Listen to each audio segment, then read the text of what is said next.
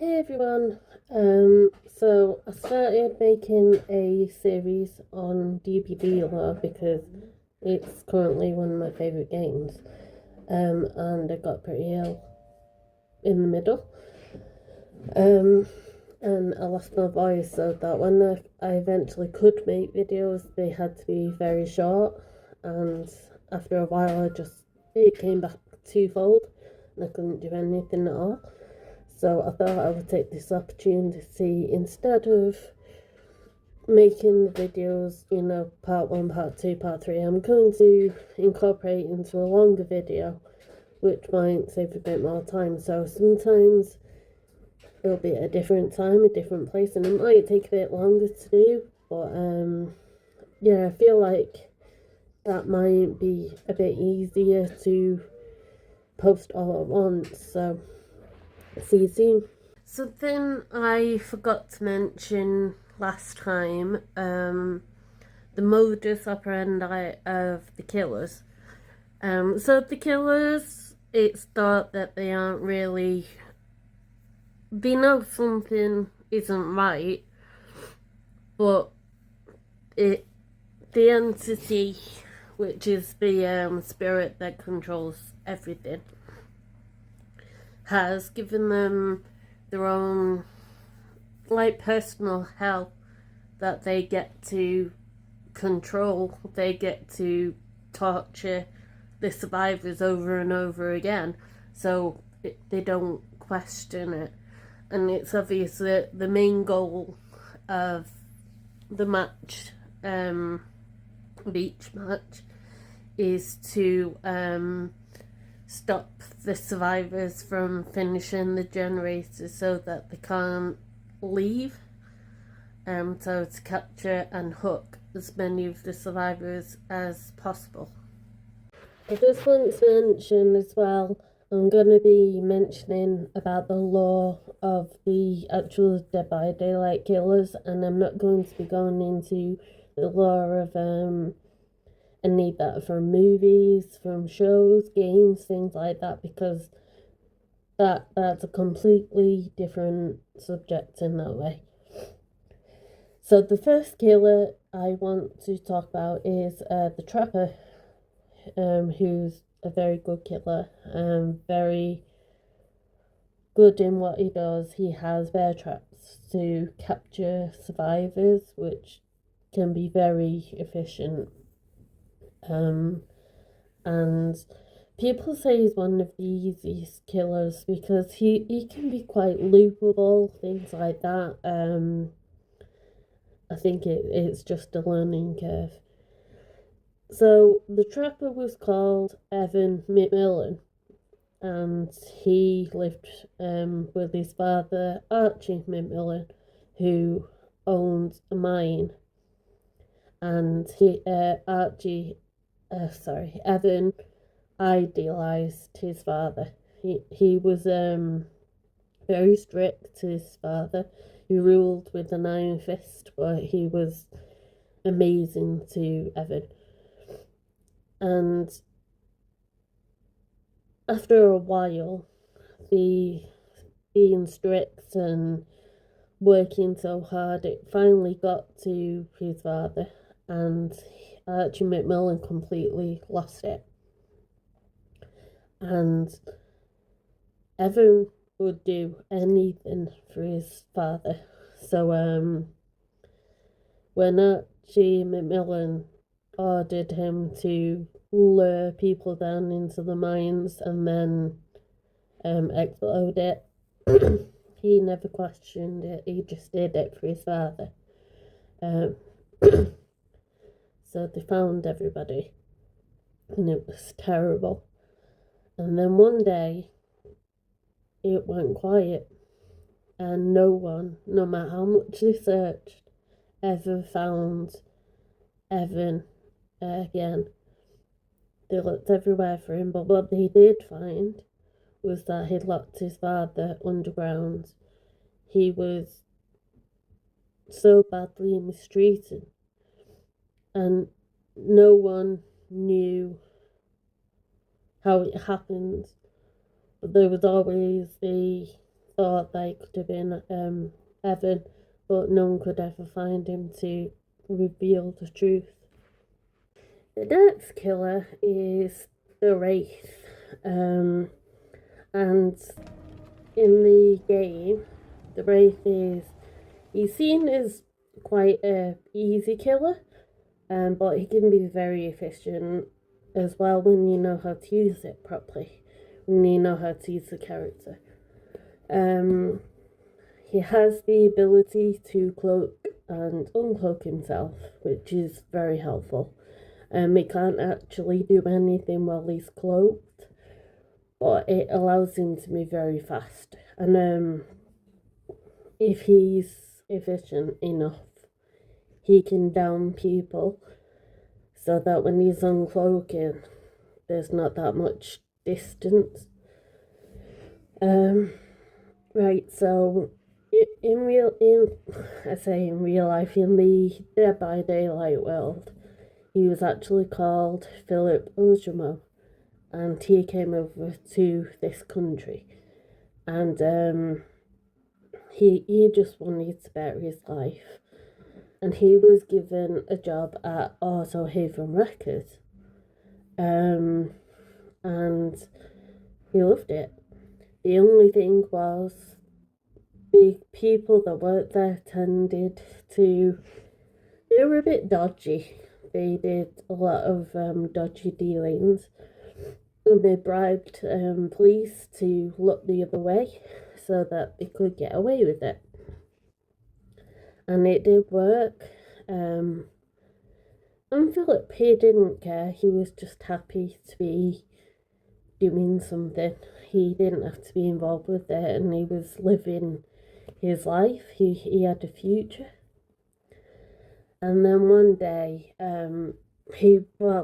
for a while, he'd been in charge of crushing cars, crushing them and turning them into cubes.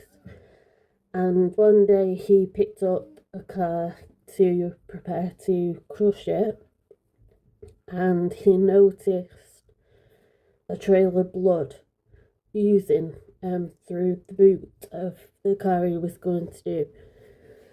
So he put the car back down, and he opened the boot, and that's where he saw a beaten up man gagged and lay in the boot. So he helped this man out and ungagged him, but the man tried to run straight away. And that's when his boss, I keep forgetting his name, but his boss ran out, pointed a gun at the man and shot him. And that was when he told Philip he had been a pawn in all these dodgy dealings. After all this time, he was cleaning up the evidence. Every time he crushed a car, there was an enemy inside. So he was basically cleaning up all their crimes, and he had no idea. And this sent Philip into a frenzy, and he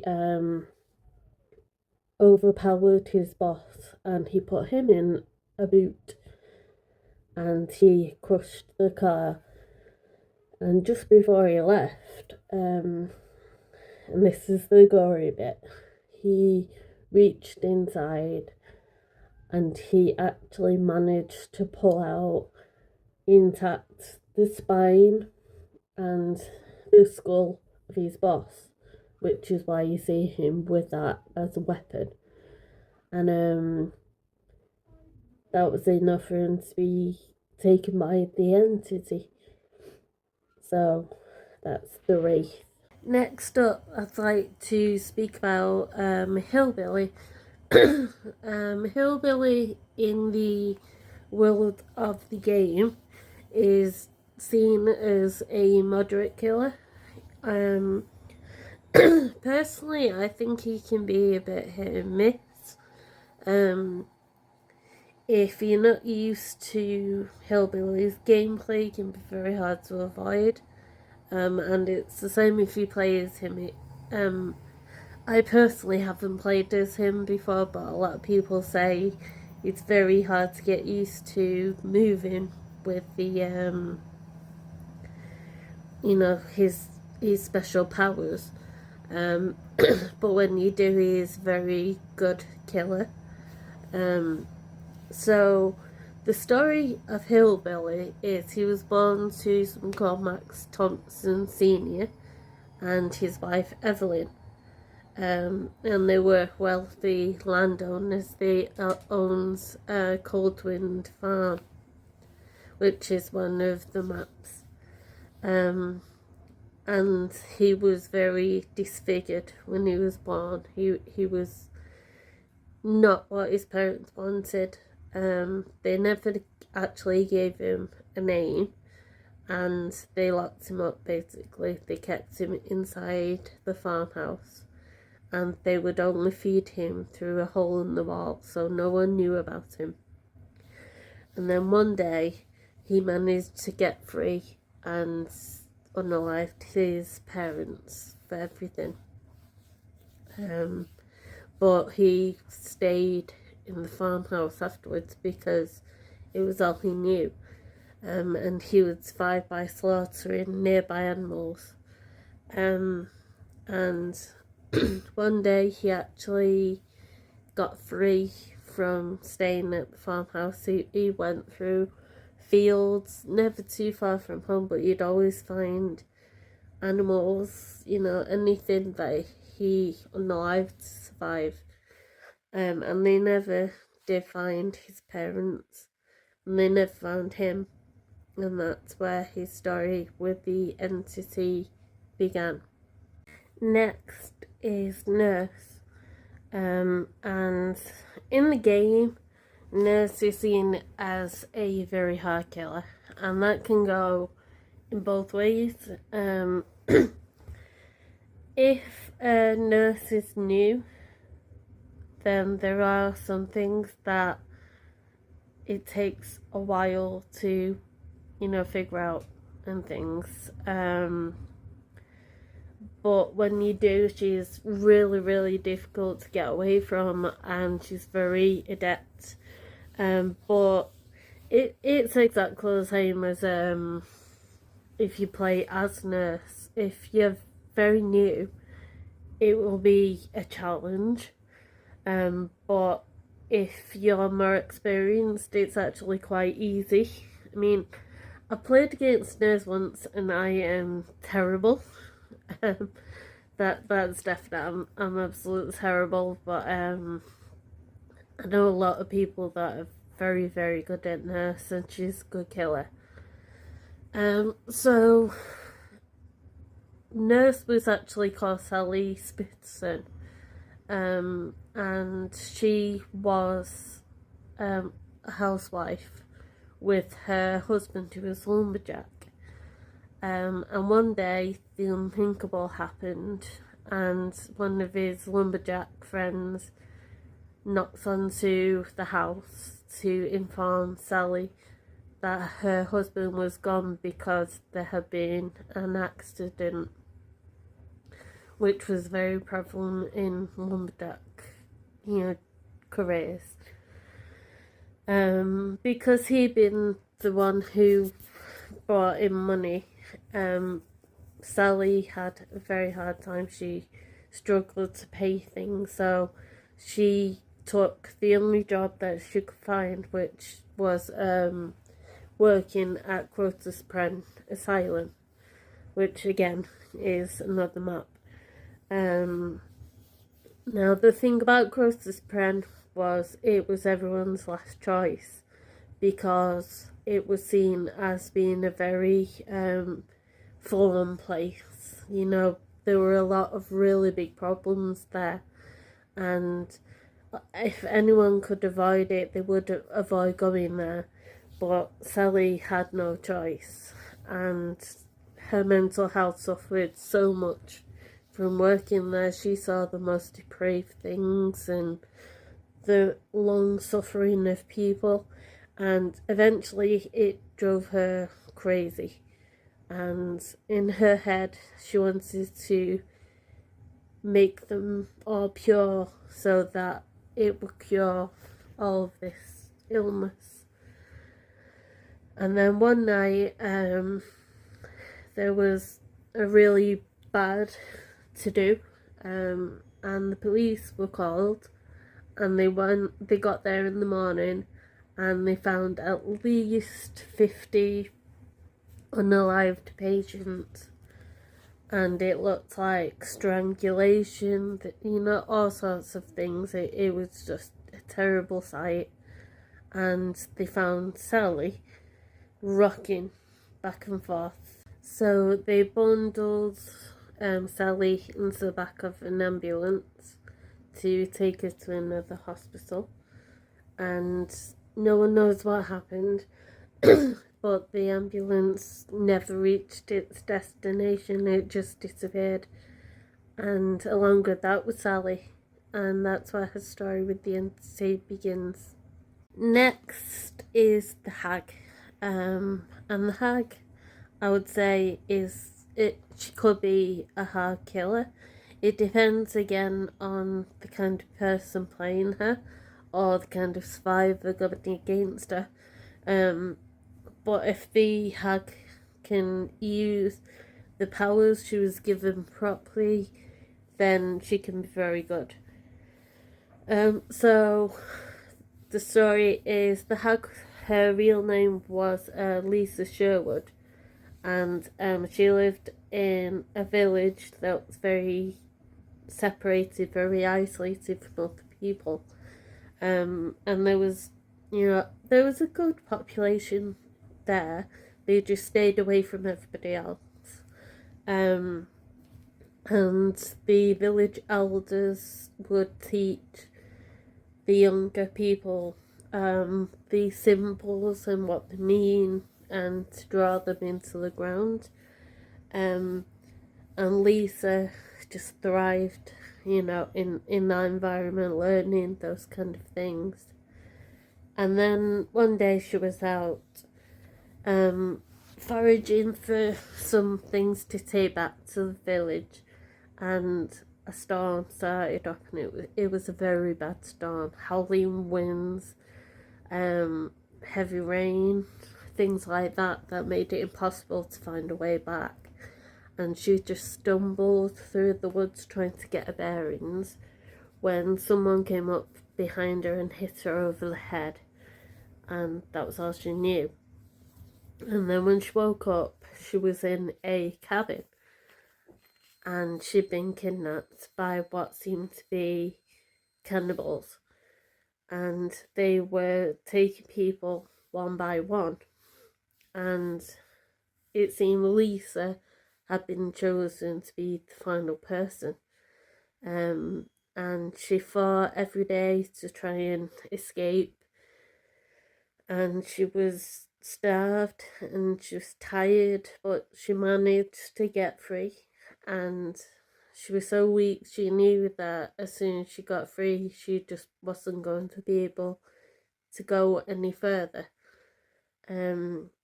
So with the last strength she had, she drew symbols into the ground that had been taught to her by the village elders, and she took an oath of vengeance after that.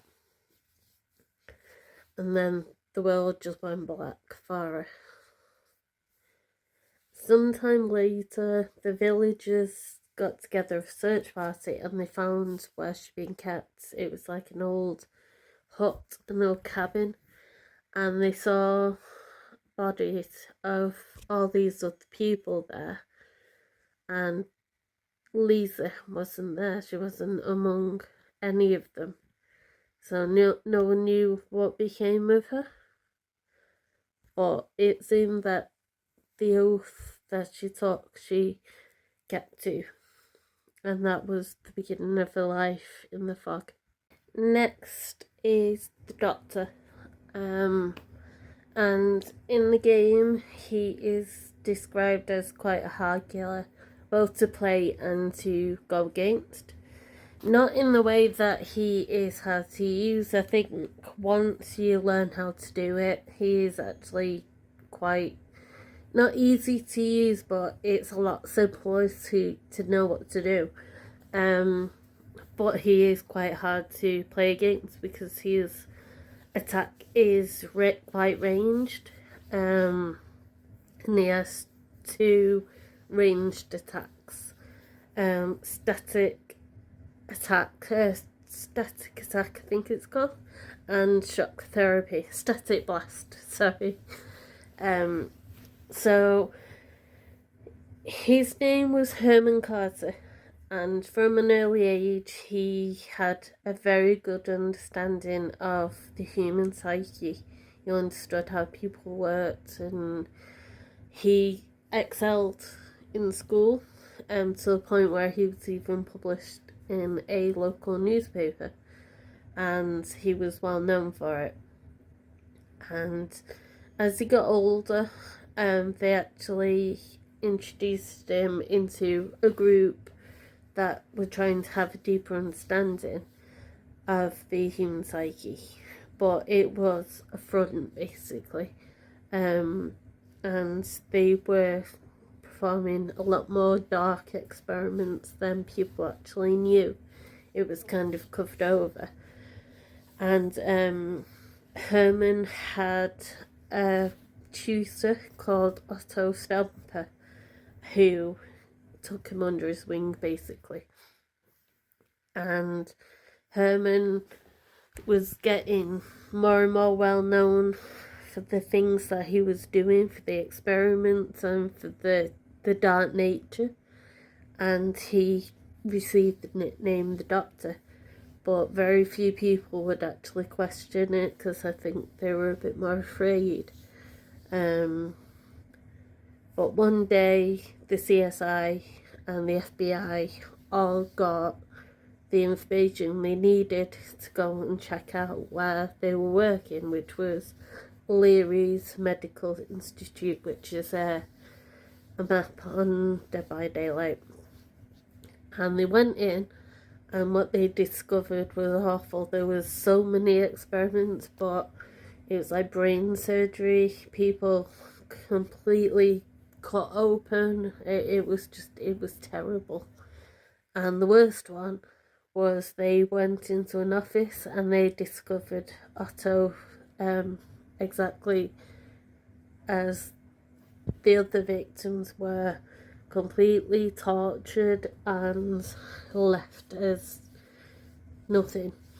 And they never found the Doctor, but his taste for violence was what called him into the fog. And the Institute Leary's was condemned, and no one ever spoke about it again.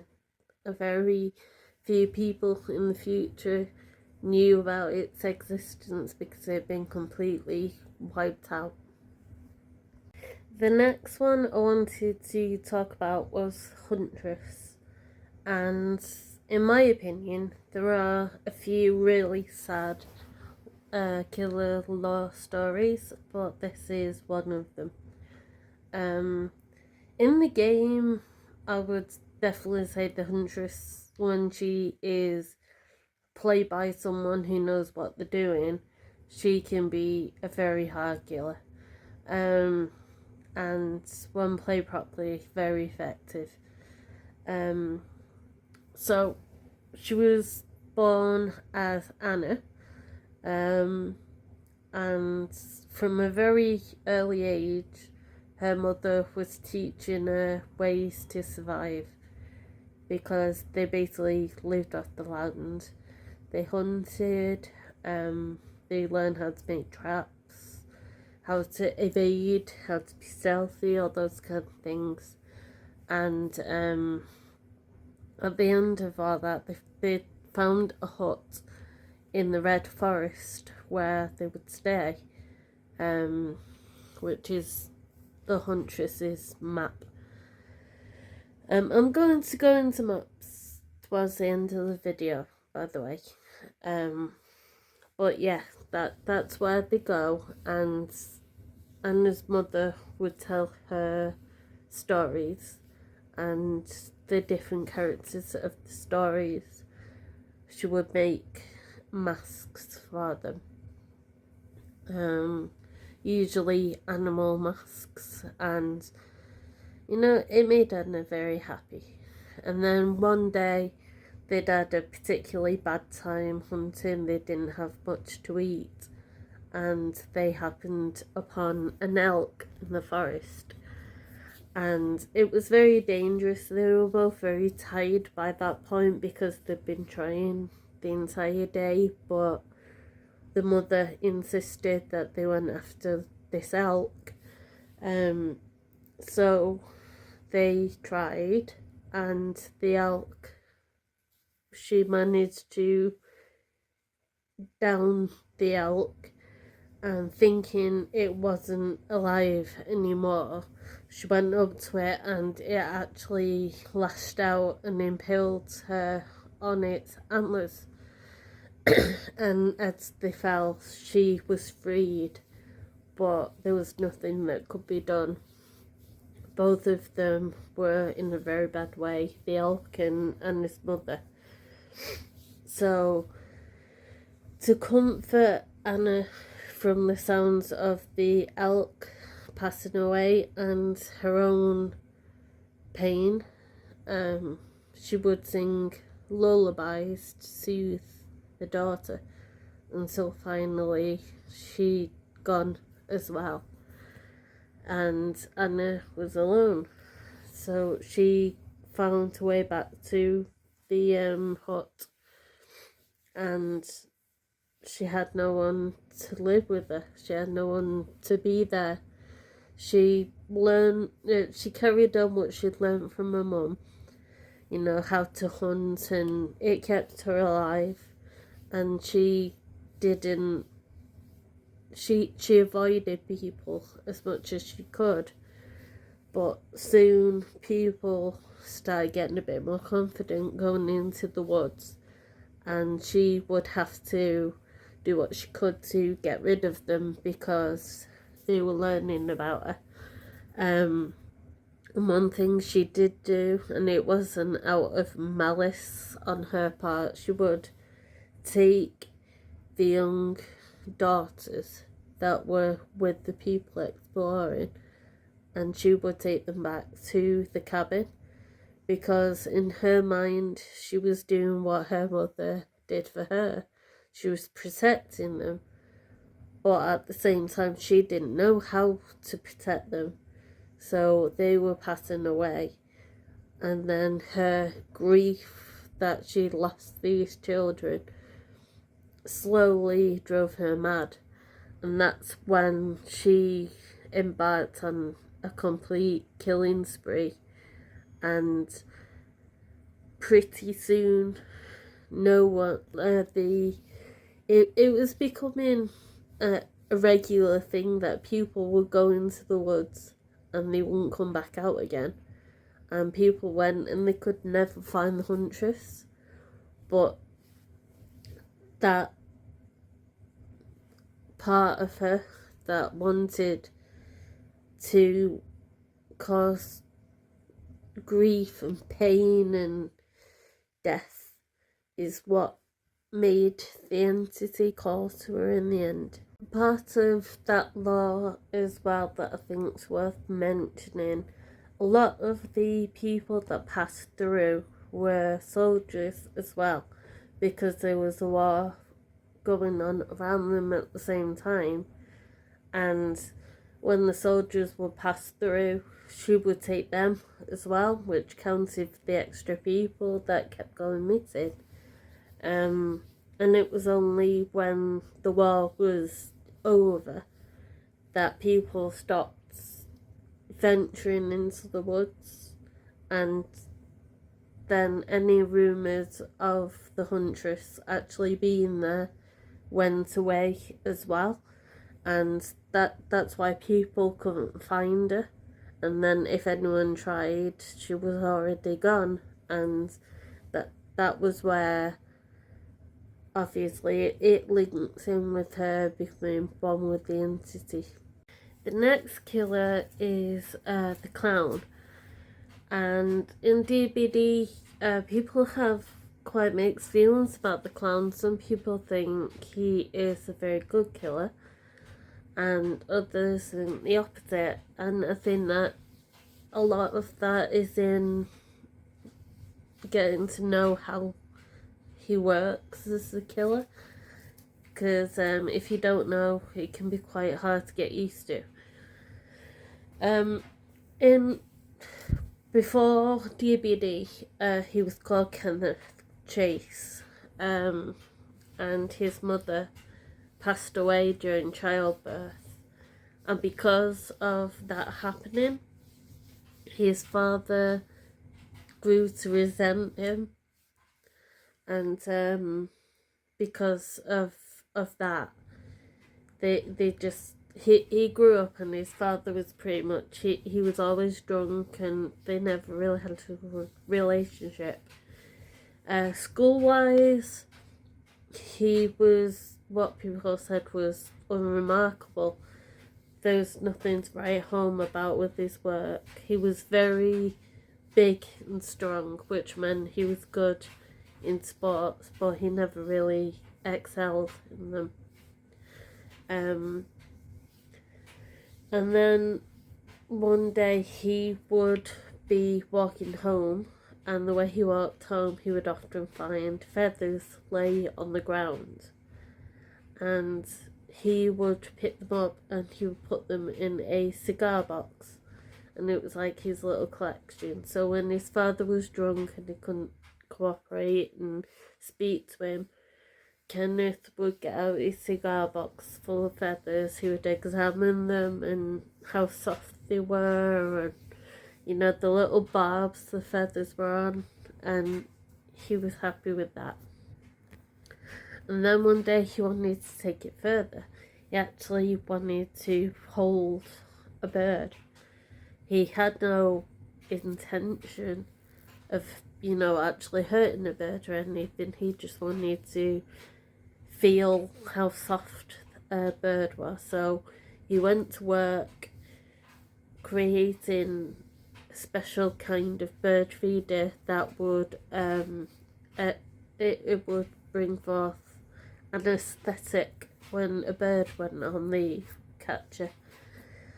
And it took him a few attempts, but finally a bird fell unconscious, so he was able to get his wish. He held this bird and he felt the feathers, and it was like a dream come true. And the bird woke up and it was scared, and it tried to get away from him, and it was trying to flap its wings, and he had every intention of letting it go, but something about the way it was struggling made him hold down on its neck until the poor thing passed away. And that kind of unlocked something in Kenneth, and he would start a new collection because I think that felt different to him, to be able to take a feather from something he'd unalived himself. So he started this new collection, and eventually he started on bigger animals like dogs and cats and animals like raccoons that he could get his hands on. And then one day there was news of a missing boy, and obviously no one went straight to Kenneth because no one knew about this habit he had. So for a while it went unmarked until one day Kenneth was coming home from school and he saw his dad in the crawl space, and he was coming out with the cigar box, which would tell him everything he needed to know. So Kenneth turned around and walked back out, and he never went back home. He started working at a circus for a while. He changed his name and he started working there, and no one suspected a thing And for a while he kept his hands clean, but he went straight back to unaliving people.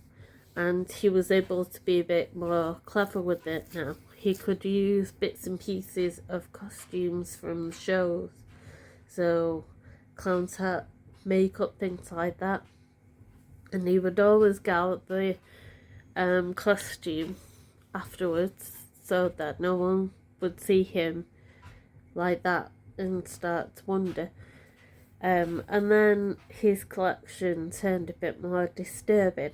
He would take fingers from people as keepsakes and he would put them in a box as part of the collection. And he would always pick out what he thought was the best. So he was seeking the most special in his eyes. And then one day, someone discovered him in his clothes and they found his victims. And the circus that had always took him in turned on him and they chased him and they tried to find him and they tried to keep him there so that they could tell the police and they could get vengeance. But somehow Kenny managed to hop onto the back of a horse's back and the Wandering Circus's carriage was attached and he took off into the middle of the night and no one ever saw any of it again.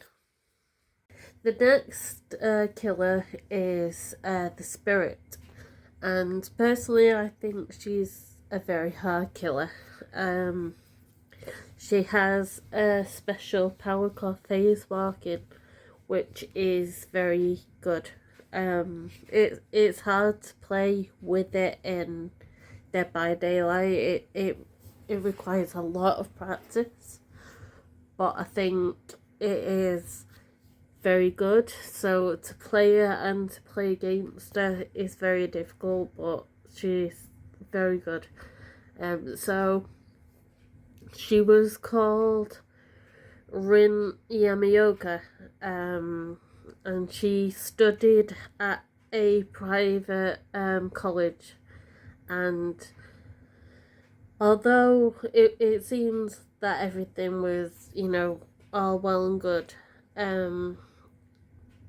it was pushing very hard on the already shaky finances of her father. And then from that point on, her mother got ill as well, and there was so many medical bills attached to that, and because of that the father started really struggling. He wasn't sleeping, he was stressed beyond anything. And one day he went to his supervisor and he explained about, you know, how he'd been struggling, and he begged if he could have a raise or a promotion, and they denied him. But it was more than that. They'd started selling something that had actually turned out to be defective, and someone had to take the blame, and they'd chosen the father, so they fired him on the spot. So that was it. He just completely lost it. Later on that same night that it happened, Rin came home from her job as part of a restaurant, and she came home and she heard a noise, so she went up to her parents' bedroom and she found that her father had unalived her mother, and it was so gruesome and it upset her so much. And then as she was looking over what had happened, she felt a katana blade swinging down, and she just managed to avoid it in time, and she realised it was her father, and he'd gone mad. He'd unalived the mother and he was taking aim at her now, and she managed to fight him off a little, before he overpowered her, and he hurt her badly. And in the end, she was dying. She was in a bad way. And just before it all went black, she saw fog around her and heard whispers, and she made an oath for revenge, and that was just before the world went black around her, and she became what she is now. Next up is Legion, which is actually 4 different killers in one. It's Frank, Joey, Susie and Julie. Game-wise, a lot of people said that they're not very strong characters, but their MO basically is finding them and weakening survivors before going in ultimately to down them, and I think that does make them strong. It's point of view basically. So the story starts with Frank. As a young boy, he was shipped from pillar to post with foster homes. He'd been a very troubled youth. He got kicked out of school because he was on the baseball team and he pushed the referee, so he had anger as well. And he'd been through so many homes, so many different places. He didn't make friends very easily for that reason. And then finally, someone called Clive took him, and they moved to Ormond. And it was a very small town. There wasn't much to do, ways to get up to know people. And his dad worked very hard and went straight to the bar afterwards, so he didn't, get along with him. And it kind of left Frank free to explore by himself. And through that, he met Julie, and then through Julie, he met her best friend Susie, and then their friend Joey. And they would go up to the abandoned ski place, Ormond, and that's where they would, plan and things. And Frank's impulsive, righteous, he was a very intense child. He would convince the others to go to steal with him, all those kind of things, vandalism, stealing, harassing, all that kind of thing. He would convince them to do it because they were the 4 friends. And one day he convinced the others he wanted to go and steal from a business where he used to work, where the boss fired him, and that was his revenge. So he convinced them to go with him, and they expected the shop to be closed up and empty, but when they got there, the cleaner was there, and they all tried to scare him, and in order to get away, he grabbed, I believe it was Julie, and threatened her. And he was saying they had to leave or else he would hurt Julie. And this basically made Frank see red. And he told the others they had to help him unalive the cleaner for what he did. So they passed the knife around and they went in on this poor cleaner until he'd gone. And then they went outside and they tried to dig a grave in the earth outside, but while they were digging, Frank was distracted by something he'd seen moving about in the forest, and he gave chase to it thinking it was like someone who'd witnessed what had happened. So he went after it, and then the others, seeing what had happened. They went after him as well, and they were swallowed up by fog. So that one's a bit different for the fact that it's like other people, but it's an interesting story.